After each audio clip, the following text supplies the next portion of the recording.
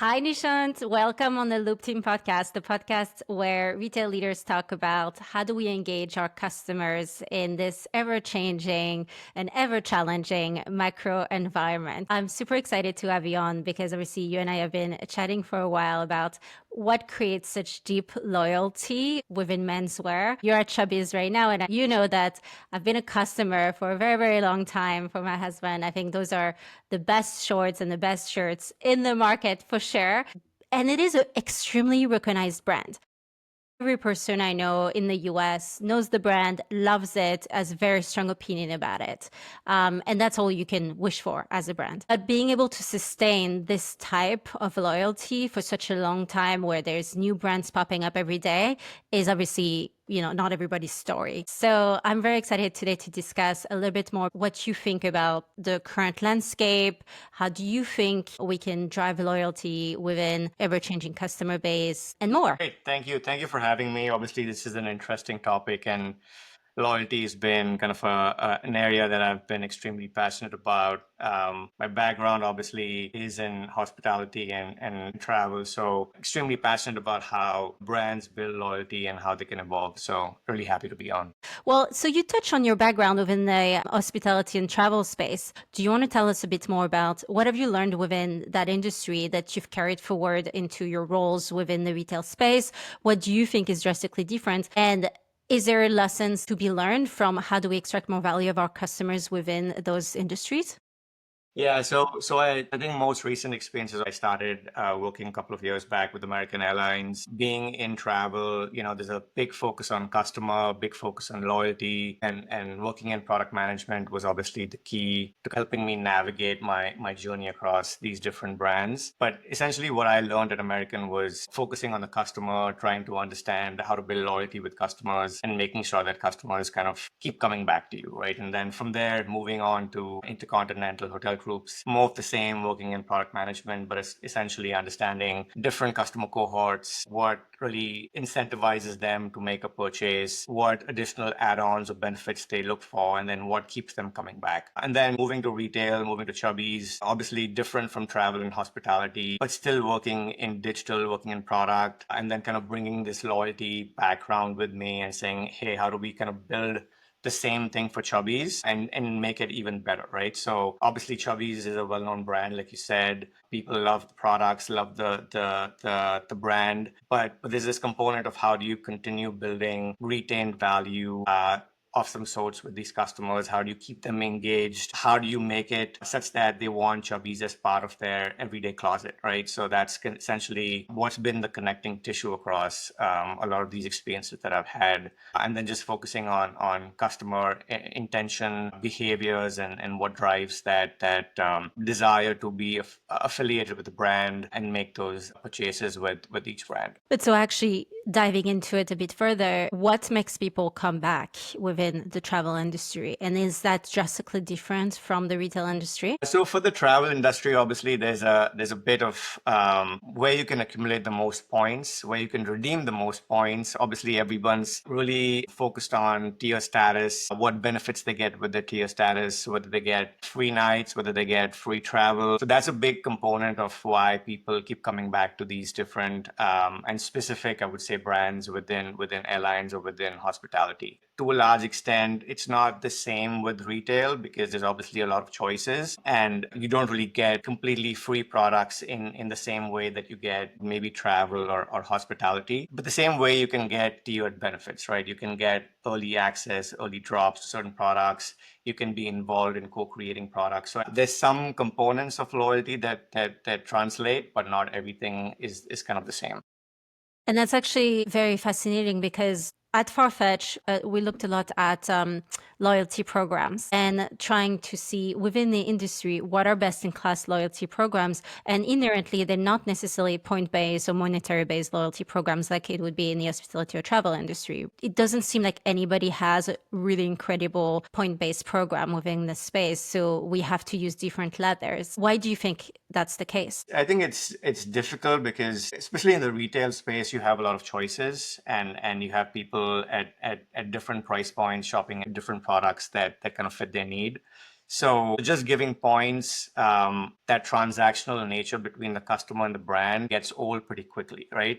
It's more about engagement. It's more about the way you talk to the customer, the added benefits of am I interested to open emails about these brands, learn a little more about them? That's what essentially creates them coming back more than just saying, hey, I'm giving you points for a purchase. Now use this towards a discount or a promotion or whatever whenever the time comes, right? So you're not essentially forcing that transaction by giving them something, but you're naturally and organically building that connection. And I think that's the difficult piece, right? I don't think there's a secret sauce that anyone's found and said, hey, this is the magic bullet to getting people back all the time, every time, and having really high LTVs. But I would say that some brands do it better. Some brands, are still in the journey of making it better. It does seem that it's an industry that's much more human driven, that it's about the understanding of the customer and then the understanding of the brand and that exchange of passions, that exchange of humanity. And so authenticity is really important. Having a true DNA is very important. And then being able to distill that and bring people within your journey, within your story. Would you say that that's part of what made Chubbies so successful?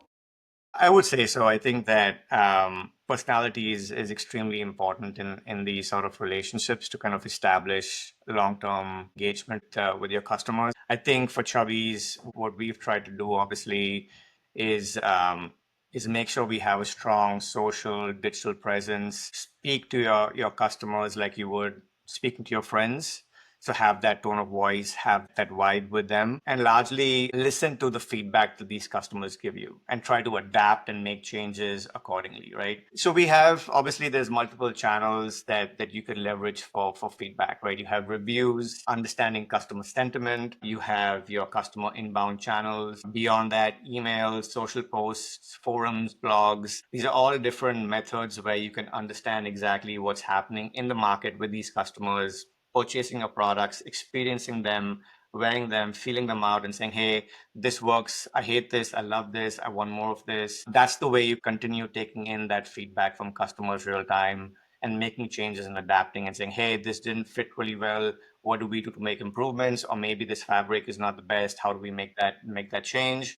So kind of always adapting and listening and making sure that you're delivering high quality products to these customers that they really like and that they want to wear on a consistent basis. So it seems that you have a very, very well developed voice of the customer program, and that is actually tied in with your product development, which is not the case with every company, right?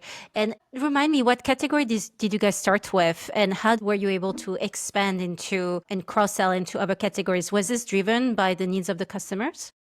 They started with short shorts, right? That was essentially the origination of Chubbies. And then from there, obviously, the natural progression is, what goes well with shorts, what customers want to see when you're kind of like selling products in pop-up shops and retail. They're asking about, hey, what else do you have? Do you have this? Do you have that? Right. So there's a big component of understanding what the customers are asking for and what's the natural progression for the brand that kind of coincide and say, hey, this makes sense.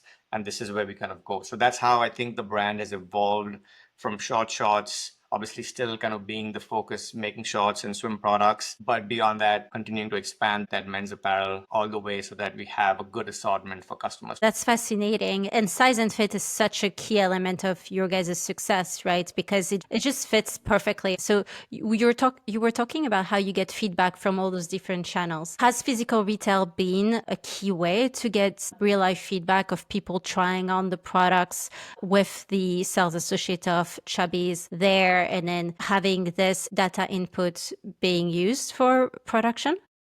To a certain extent, it's obviously a work in progress to understand and incorporate a lot of the feedback that we get from stores. But I think there's definitely a component to that. So people kind of going into stores and trying on products and saying, hey, this kind of fits a little odd, or this fits great, and I want more of this, or can I get another product that fits exactly like this? Or people actually bringing in products with them and saying, hey, I bought this a year back. I love this product. I want a new one and a new color. Can I get something that's exactly like this, right? People do that? We've seen a lot of things, right? So Oh my God.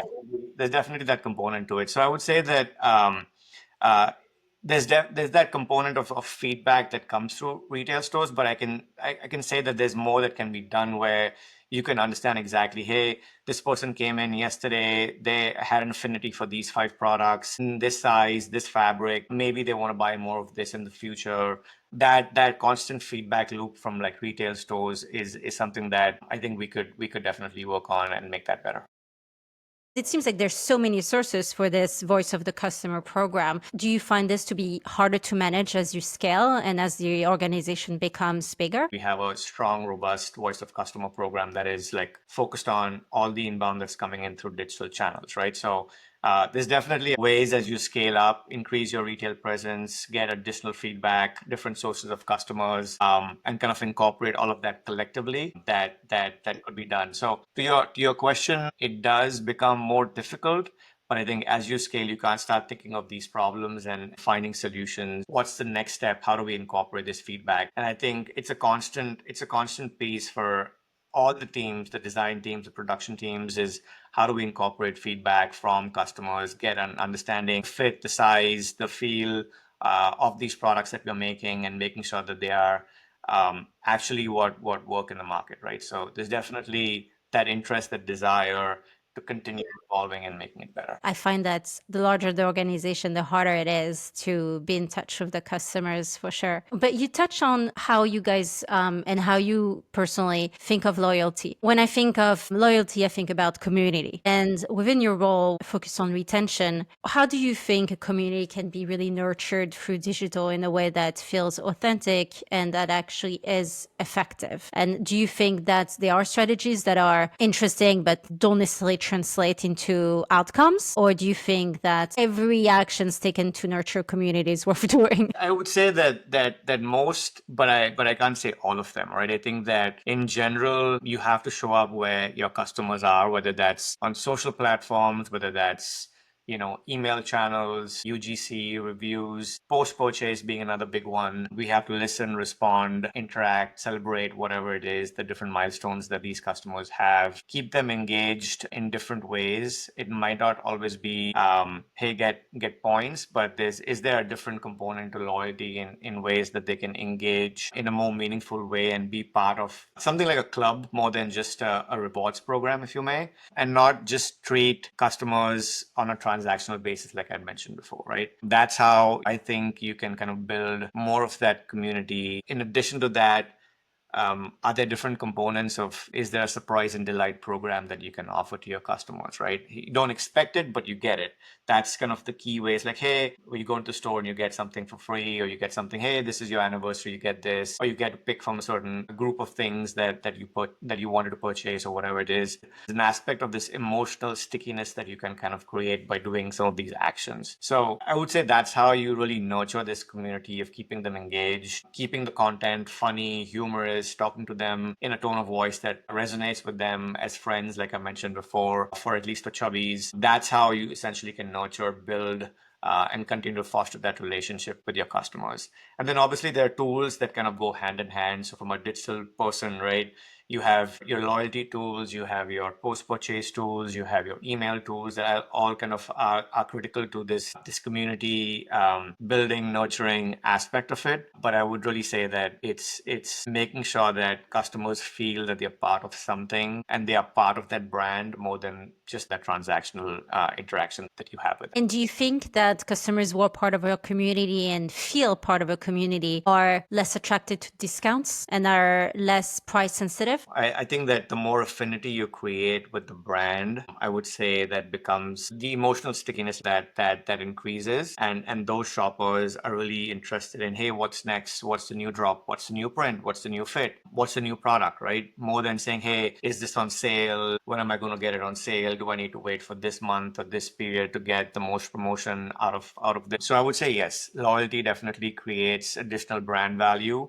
The more brand value you have, less customers are concerned about price. I'm not saying price is not a factor, but I'm saying there's obviously less dependence on price as being the primary decision-making factor in your purchase decision. And how does that balance with a customer acquisition? Do you think that by having a customer that really loves the brand and the product, you're in a better position to make the right strategic and profitable decision from a customer acquisition standpoint? Because brands that don't have that emotional stickiness, they tend to have to really invest in customer acquisition in a way that can be quite unsustainable and not necessarily profit driven. Yeah, I think that there's an aspect to both, right? I don't think that the acquisition component goes away, and I don't think that the retention component also goes away. I think you've got to find the right balance. Obviously, like you mentioned, the costs go up for acquisition. The key to success is once you've acquired these customers, how do you retain them? How do you keep them coming back? And that's the way that you can essentially, through these retention efforts, through these loyalty efforts, through these community efforts, you can get them back and hope that they engage with you in meaningful ways. But there's still this component of acquisition. It's just a matter of how do you divide and conquer this strategy of getting new people into the fold, trying out your brand, building market share. And then once you've kind of done that, how do they keep coming back and shopping with you and engaging with you? So yeah, I think if you're on the spectrum of, hey, it's all new customer growth, it becomes unsustainable at some point because you have to spend a lot of money to get these new customers in. And if you don't have this component of retention or getting people back in the fold, then it's always this, where can you acquire the customer for the least price? Are they going to come back? Are they not going to come back? What's the value and lifetime value of this customer? So it's definitely a battle. Exactly. And that new customer, I think with a great engagement strategy, you can make sure that they are delivering on the value that you were hoping they would have, right? They're not a one-shot customer. That is exactly true. You want to have them understand what the perceived benefit is of engaging with the brand and want them to naturally keep coming back to you because they like something about the experience, about the interaction that they've had, whether through retail or digital, and then they like the product. So you acquire and then you do something good and then you hope that they come back and they enjoyed what they did, that they keep coming back. It's awesome. And in terms of metrics, how do you translate that loyalty and love for the brand and the experience into engagement metrics that drive sales? Yeah, so I think that the traditional metrics, retention rate, repeat rate, LTV, churn, abandon, these are the typical KPIs that any brand would want to measure to understand what is driving sales once you've acquired these customers. But I think there's also a different component to it, which is what does that engagement look like? How much time are they spending on your brand website? Are they posting reviews? Is there a UGC component involved? Do they have a positive or negative feedback that they provide in the reviews? Are they enrolling in your mailing list? Are they enrolling in your loyalty program because they want to? I think these are the different or additional metrics that kind of go hand in hand that establish, like I said, this community or this long-term relationship that would drive sales eventually because people want to naturally do that. Right. So I think this kind of goes a little beyond those traditional metrics and kind of helps understand what else drives this repeat behavior with customers. Well, it's funny that you say that because I think that the traditional metrics are very much post-action. They're something that showcase how things have went, not the direction that things can take. And I think the metrics that you're mentioning to me, this is something pre-action. If you do something right about those metrics, then it will translate into future sales rather than reflecting onto previous sales. Would you say that's one way to look at it? Understanding behaviors, understanding intention, desire, propensity to buy. I think these are all kind of in the moment actions that would help you understand exactly in what direction you want to lead the customer, right? And I think that's where you can be more proactive versus being more reactive with the traditional metrics where you're like, hey, I've looked at this customer cohort, I've looked at the AOVs, I've looked at the conversion rate. Maybe we should target these customers in the future, right? That's like you said, you're being reactive and you're saying, hey, I got the data, now let's do something about it, versus saying, I've got this customer on the website, I know exactly what they're doing, they're almost going to convert. What do I need to do to make them convert, or what do I need to make them do to sign up for this loyalty program at the spot because they're there, they've kind of engaged with the brand at this point of time. So rather than losing that customer out and doing something in the future, may as well do it right now. And that's what these additional metrics can help kind of drive some of this action. So it's so fascinating that you talk about pushing that customer just over the line of the conversion. And do you feel like within the digital world, there's a lot of tools nowadays to have the eyes on the customer at that exact moment and then be able to push that action? And how does that differ from the physical space of physical stores? Physical stores obviously has a human component to it, right? So there's this you and me sort of interaction that happens, which I don't think you can really take away. If I'm in the moment, I'm speaking to you and saying, hey, I like this, but I don't want to spend this much, or hey, I love this, but I saw something else that I actually liked a little more. There's this way that you can interact with your customer and say, hey, but why don't you try this and see if you don't like it, you can come back and return it, or maybe you would like this product that's kind of hidden behind the shelf that might be a better fit for you. I would say on the digital side, with AI kind of leading the way, there's always eyes that could do the same things. There's always this interaction that you could prompt. There's personalization in a certain way with these tools that you can kind of drive in a certain direction, but I don't think it really can fully replicate what a human being can do, right? So there's this aspect of human component that'll always be powerful. And I think that digital is getting to the point where it's becoming more effective with these tools, but is it going to be the same? I don't know. It's something that we have to see. So I think it really depends on where customers shop and what you're trying to achieve with these actions or personalization tactics on the website, if you may, to drive whatever you want to drive. Having eyes on those customers with the current AI tools, how important is retargeting for the digital space for you? You come to the website, you abandon, you kind of looking at a certain product, you abandon, you come in to check out, you abandon, making sure that you have eyes on these customers and you can kind of retarget them and say, hey, by the way, you were looking at these products, maybe you want to think about them. Is this the right time to make that purchase, right? You didn't get them at the right time when they were shopping initially, but now maybe the right time when you send them a follow-up message. So retargeting definitely is important at that point of time. But beyond that, is there a component of my new customer? Am I hesitant about trying a brand? And is that the reason why I'm not making a purchase? Can I do something to help you ease that question that you have in your mind, make it an easier decision for you? That could be a way that you could essentially drive an action in the moment versus kind of retargeting them post. So I think there's different versions to it. On the website, you could also have places where people can save what products they like, and come back to it at a later point of time, retaining some of the likes and wants and desires of customers when they are in the moment, and then being able to either prompt those actions back to email or SMS or whatever it is. Those will also drive the same retargeting efforts and effectiveness as long as you can capture that information. Having them save their likes on your website is great because also it's living somewhere rather than classic retargeting. Ultimately, it's really about owning that relationship with the customer. But what would be the equivalent journey for physical stores? That's a tough one.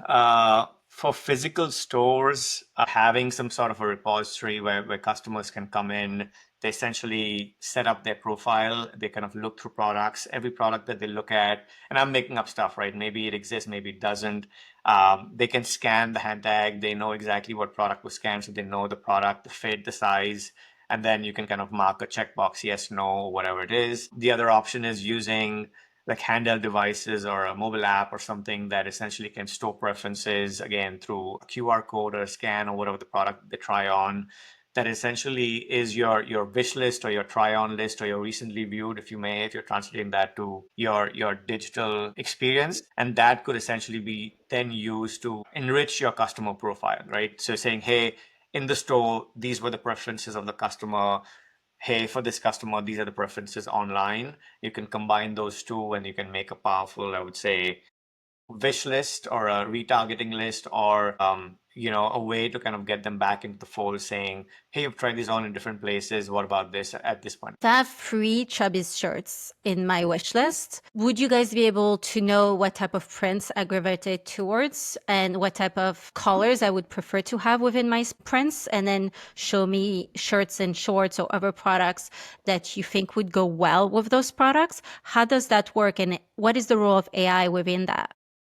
To a certain extent, yes, and I think this is an evolving thing for us. But we definitely have tools within our tech stack that can understand and analyze your preferences, your affinity, your clicks, and saying, hey, you clicked on, let's say, a 5.5-inch inseam shorts, right, with this color. So most likely you're either a khaki guy or you are a loud print guy. You want something else, right? So you can kind of start tailoring your next or your next search query with products that start resembling the initial clicks that the customer made. Same thing with tops, like you said, right? If you like just plain t-shirts without collars, or you like a shirt with a collar, or you like a polo or whatever it is, like a stretchy fabric, those are things that can start being fed into this AI model based on the clicks. But I will say, all of this is possible as long as you have good data within your backend that can support it, right? Like if you don't have appropriate descriptions, tags, metadata that supports it,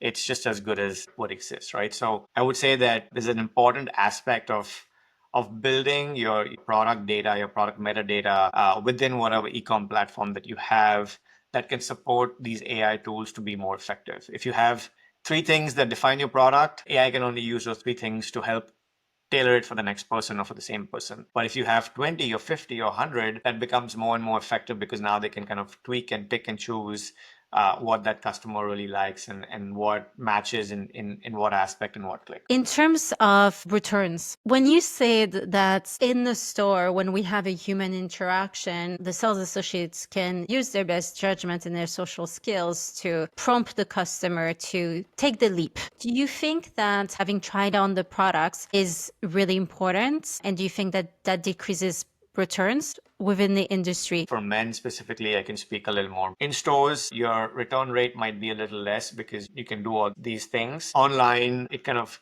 can increase. But again, if you've been with the brand, you've been shopping with the brand or a group of brands, you start understanding exactly what sizes work for you, what sizes don't work for you. And then you just order the same that works for you, which minimizes your returns, right? So I would say that returns becomes more of a concern with new customers shopping online versus kind of returning loyal customers who shop with the brand and know exactly what they're going to get.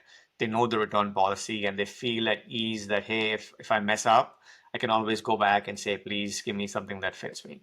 Within the menswear space, I think that also that's such a big loyalty driver once you understand the size and fit.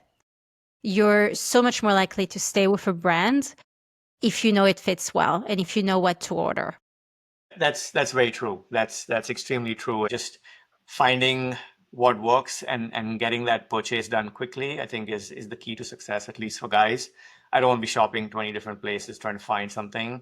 Give me something that's easy. I know it works. I know it fits. I know I like it. Just let's get done with it and move on with your day. You mentioned those AI virtual sizing tools. I remember working on that as a project at La Moda in Russia, like over 10 years ago. But right now, there's a lot of companies looking at virtual fitting through avatars. What do you think about that? And do you think that this will prompt men to be a bit more adventurous, buying with new brands? Maybe. I think that there's still a lot of work involved in terms of entering your information, uploading a picture, right? It's not as easy as just saying I've taken a picture, but there's like different aspects of my body type that might not be what the AI could replicate. So I would say to a certain extent, it might help people try and be more adventurous, men specifically. But it's still a lot of work. So I don't know. Like if you ask me personally, like, am I going to go through these different motions to upload an image, add all this information, try on something, and then be, hey, I'm going to be adventurous and try something new from a brand that I've never tried before? Maybe, maybe not, right? So I'm 50-50. I may as well just pick and choose from something that I know I like. So it really depends. It's definitely going to be helpful, but to what extent? I think that's TBD in my mind. Question is, what is the desire to even participate? Yeah, for sure. We've tried out a couple of these in the past during my time here, and I think that it's been a hit or miss, right? Trying to really nail down what the sizing and fit is for each and every customer and making sure that they understand where the product sits on their legs and how tight or how loose it is if they're wearing like a shirt. It's not always easy. So I would say it can go either way. It just depends on how advanced these models can get and how much information you really want to feed into them as a customer to make that decision. Okay. And then switching gear within the industry, obviously there's a lot of changes right now, and it's always a bit of a house on fire situation in retail. But are they case studies that you wish there were more transparency about? I've been focusing obviously a lot on retention, and loyalty is a big aspect of it. Beyond that, what are the retention efforts really drive this long-term value from customers? I don't think there's a guarantee book of saying, hey, this kind of translates to this, right? Example being, I showed you a video. Was it this video that really translated into a sale, or you coming to the brand and entering your information? Or was it a certain different interaction that you had through your browsing behavior that you really liked? What engagement metrics really help drive this continued interaction and behaviors with your customers? So that's probably where I'll be looking for more information, hopefully more case studies, more literature, and seeing what other brands have done and found success with. And I guess that's still ever changing because there's new mode of communication of our customers that come up every day. And in terms of what feels untapped, are there any opportunities that you feel are untapped right now in how the brands can unlock value from their existing customer base? Yeah, I would say a few that come to mind. I would say one is really co-creating products with your community. That's an interesting aspect for me, where you are getting certain people from your loyal community giving you inputs into the products that you need to design. So maybe you have a collection that essentially is customer driven, right? That could be an essential great collab. You could have specific influencers or collaborators that give you all that input and kind of drive that. I'm seeing more and more of that. So I definitely feel that's one opportunity that customers can help drive the next round of innovation. Beyond that, storytelling of the brand in your customer's voice. There's an aspect of brand stories that you tell as a brand, and then there's an aspect of brand stories that customers say about you in their voice, in their tone, based on their interactions. The more that comes from the customers, the more it becomes authentic. Again, I'm not talking about influencers or the traditional stuff that you see. It's funny that you're saying you're not talking about influencers, because that's exactly what I was thinking when you were saying it, that so many people forget about their own customers as influencers, the influence of your own customer base versus using external influencers. Exactly. Like if I was just going in, making a normal purchase, and then posting a social media post or posting a review with some great UGC content, that could be sometimes more powerful because I'm just an average guy posting about a certain brand that I really love, versus a known influencer who still, again, effective in a certain way, but there's a different level of authenticity that comes with just being a normal guy liking a certain product and talking about it. Wow, that's so interesting. Normal guys, maybe they don't post all the time as well.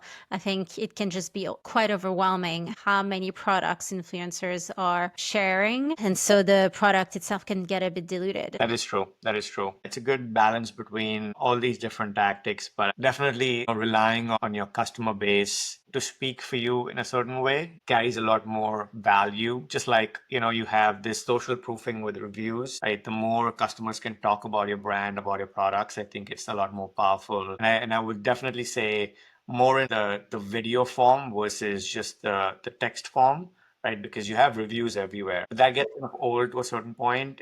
It's a form that other customers want to ingest, whether it's short form content, whether it's actually like a social media post, whether it's something else that shows you wearing the product, experiencing what you're doing with it, that probably carries a little more weight. So I would say that's, in my mind, an area of opportunity for sure. And wrapping up, what do you think is a important shift within the industry that other brands or other retailers might be underestimating and that they should be watching out for? The post-purchase journey is probably an important one in my mind. People usually think about a customer journey is like you acquire the customers all the way from acquisition to making the purchase, and then the relationship essentially ends or potentially ends. I think there's a completely different journey that starts once you've made that purchase, at least with that customer. How are you following up? Do they like it? Do they not like it? Is it the right fit for them or not? Do they have information? If they've ordered online, do they have enough information about when they're getting their package, right? Is it accurate enough? Is there something that's going to guide them how to wear their product, how to style their product, how to wash their product, right? How can they engage with the brand if it's a new purchaser? How can they stay involved and understand exactly what's next? I think these are all important aspects of like the post-purchase journey that you have to maintain this relationship, not only through the buying behavior, but also afterwards. And that's what will essentially keep them back because they're happy with what they've seen, experienced, done, and the engagement that they've had with the brand. So In a way, it's just the beginning of the journey. it is. It is. Essentially, it's the beginning of a long-term relationship. Wow, Nishant, this has been everything and more. It's been so fascinating, so fun. Really appreciate you coming on the podcast. Right. Thank you for having me. This was a lot of fun too.